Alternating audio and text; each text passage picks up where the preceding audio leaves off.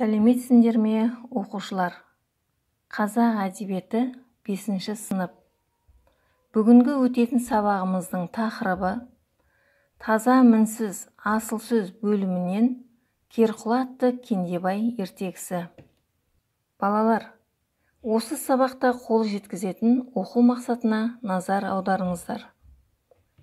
Әдеби шығарманың жанрына қарай фабуласы мен сюжеттік дамуын сипаттау. Көркем шығармадағы кейіпкерлер портреті мен іс-әрекеті арқылы образын ашу. Сабағымыздың эпиграфіне тоқталатын болсақ, адамда жақсы қасиет болмаса, оған бақ та, бақыт та қонбайды. Осы беріліп отырған сөйлемнің мән мағынасын алдағы тапсырмалардан байқайтын боласыздар. Қызығушылықты ояту. Кросенс әдісі арқылы сабақ тақырыбына болжам жасап көріңіздер. Суреттерді бір-бірімен байланыстырып, өз пікірлеріңізді білдіріңіздер. Миға шабуыл әдісі. Суреттерде не бейнеленген? Олар туралы не білесіздер? Ертегінің өзіндік белгілері қандай? Олай болса, бейне жазбаға назар аударыңыздар. Ертеде, ешкі құйрығы келтеде. Қаратаудың ойында, Қарасудың бойында Қазанғап деген бір кедей болыпты. Қазанғап құс атып күн көреді екен.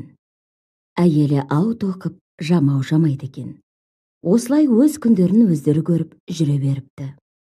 Күндерде бір күн Қазанғаптың әйелі жүкті болыпты. Ай күні жақындап, күн өткен сайын әйелдің аяғы ауырлай беріпті. 9 ай 9 күн болғанда әйелі толғатып босаныпты. Торсық шекке әппақ ұл тауыпты. Атанасы қуанып, төбелері көкке жетіпті. Баласына Кендебай деп ат қойыпты. Кендебай ай сайын емес, күн сайын өсіпті. 6 күнде күліпті, 60 күнде жүріпті. 6 жылда жігіт болыпты. Сондай күшті болыпты. Алысқанын алып ұра беріпті, күрескенін жыға беріпті. Шыңырау құдыққа құлаған атандарды жалғыз тартып шығара беріпті. Аң аулап, әкесіне жәрдемдесіпті. Бара-бара құлан алыпты, Құралайдың көзінен тегізген мерген болыпты. Арқар мен киікті, құлан мен маралды мая-мая ғып үйіп тастапты.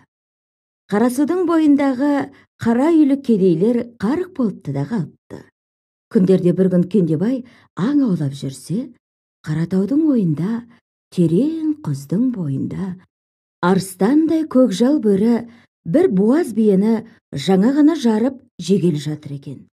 Кендебай жүгіріп барып, көкжалды құйрығынан ұстап алып, бұлғап лақтырып кеп жіберіпті. Қасқыр арс етіп, аузын қисаңдатып, өліпті де қалыпты. Кендебай қасқырдың терісін сойып алып, биенің қасына келсе, бие жан таласып өлгелі жатыр екен. Кендебай алмас қанжарымен биенің қарнын жарып жіберіп, құлынын суырып алыпты. Арыстай еркек құлын екен. Кендебай құлынды үйіне алып қайтыпты. Оны құланның сүтімен асырапты. Құлын сағат сайын емес, минут сайын өсіпті. 6 айдың ішінде 6 кез ат болып шығыпты. Аттың түсі Керғұла болыпты. Кендебай Керғұланы үйретіп мініп, түн қатып жүріп, аң аулапты. Керғұла қуса жетіп, қашса құтылатын, аузымен құс түстеген ерен жүйрік болыпты. Кендебай Керғұланы құстай ұшырып, Алтығырдың ар жағынан қаша жөнелген құланды көзді ашып жұмғанша қуып жетіп, құйрығынан ұстайтын болыпты. Кендебай осылай аң аулап, ел аралап жүре беріпті. Ол мейлінше қайырымды болыпты. Жылағанды жұбатыпты, жатсынуды сүймепті. Табысына бүкіл ел ортақ болыпты. Керғұл атты Кендебай батыр атанып, әлемге аян болыпты. Күндерде бір күн Кендебай аң аулап, алысқа ұзап кетіпті. Кетіп бара жатып, қозысын бағып жүрген бір балаға кездеседі. Бала еңіреп жылап жүр екен. Кендебай жетіп келіп, көзің жасты, көкірегің қайғылы, неткен жансың деп сұрапты. Баланың басы тас, киімі өрім екен. Ардақтаған анаңды алса, төгілмей ме ырысың, асқар таудай әкеңді алса, көрген күнің құрысын деп қоя беріпті бала. Не болды? Жөндеп айтшы деп сұрапты Кендебай. Бала өзінің жасын көл қылып, ауыр бір күрсініп алып, былай деп жауап беріпті. Мен Мергенбай деген батырдың жалғыз баласы едім. Қазір 6-ға шықтым. Биыл 4-ші жыл. Елімізге жау тиіп, жылқы біткеннен түгерге тұяқ қалдырмай айдап кетті. Әкем алып ұйқылы батыр еді. Ұзақ жортолдан келгенде 6 күн қатарынан ұйықтайтын. Осы ұйқыда жатқанда әкемді жау әскері байлап әкетті. Әкемді арашаламақшы болып жетіп барған шешемді қайырымсыз жау алдына өңгеріп жөнеп берді. Мен жетім қалдым. Шерге асым, киерге киімім болмаған соң, амалсыздан Тасқарабайдың қозысын бағып жүрмін. Арыдым, тоздым. Ернім жалақ, басым таз болды. Содан бері көзімде жас, көңілімде қайғы. Мен әке шешеме жылайым, бай жылқысына жылайды. Олай болса жылама. Мен әке шешеңді іздеп тауып берейін, деді Кендебай. Бала қуанып кетеді. Аға, онда біздің қойшылардың қасына 2-3 күн жатып тынығыңыз, содан кейін жүрерсіз деп өтінеді. Кендебай мақұл деп қойшылардың қасына барып түседі. Атып алған құландарын асып, тамақ пісіреді. Кешке басқа қойшылар да келеді де, манағы бала қойшы келмейді. Әрі күтеді, бері күтеді. Кендебайдың көзі ұйқыға бара бергенде уһлеп ахлап қойшы келеді.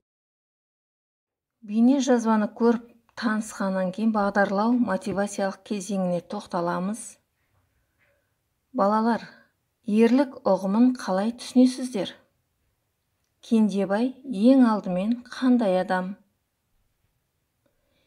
Осы ертегідегі Кендебай сынды батырдың адал серігі Керқұла аты.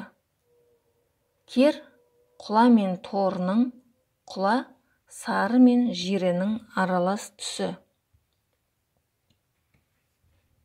Бірінші тапсырмаға назар аударамыз.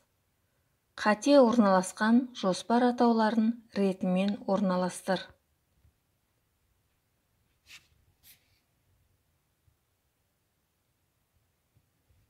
Екінші тапсырма.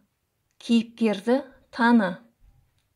Ертегінің образдар жүйесіне талдау жасаңдар. Сонымен қатар флипчартқа түсіресіңдер. Кендебай, Керқұла, Қазанғап образдарына. Екінші тапсырманы орындап болса, үшінші тапсырмаға көшеміз.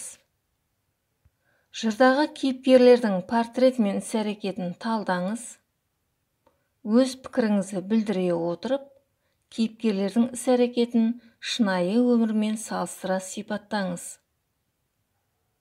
Кендебай, хан балалары және Қазанғапқа дескриптор. Жырдағы кейіпкерлердің портретін анықтайсыздар. Кейіпкерлердің іс-әрекетіне 2 мысал жазасыздар. Кейіпкерлердің портреті мен іс-әрекетін шынайы өмірмен салыстыра отырып, өз пікірімен сипаттайсыздар.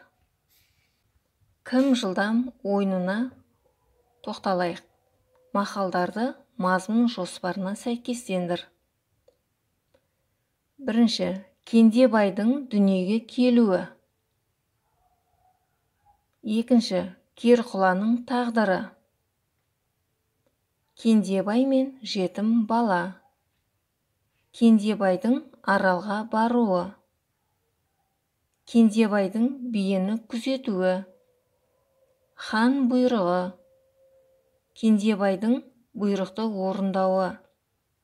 Кендебай мен ханның бір-біріне қойған шарттары. Баланың ата-анасымен қауышуы. Керқұла атты Кендебай батырдың елі. Сабақтың соңғы бөлімі әр топ өз кейіпкерлеріне хат жазады. Кейіпкерлерінің іс-әрекеттерін қолдап, немесе ақыл кеңес беріп, өз пікірлеріңізді білдіресіздер.